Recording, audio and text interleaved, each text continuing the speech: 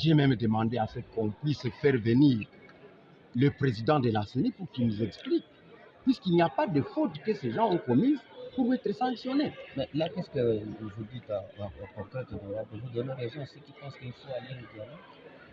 Non, moi, je n'ai pas parlé du dialogue.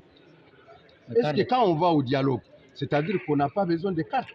Moi, je dis seulement qu'il faut remettre nos électeurs dans leur droit de possession des cartes d'électeurs. Mais honorable, on est resté qu'avec peut-être 30 jours pour les élections.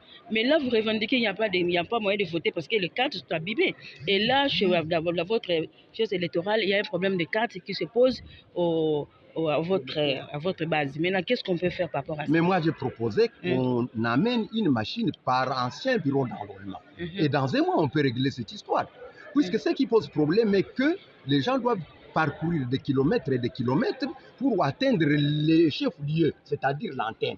Or, pour certains groupements, l'antenne est située à plus de 100 km de leur lieu de résidence.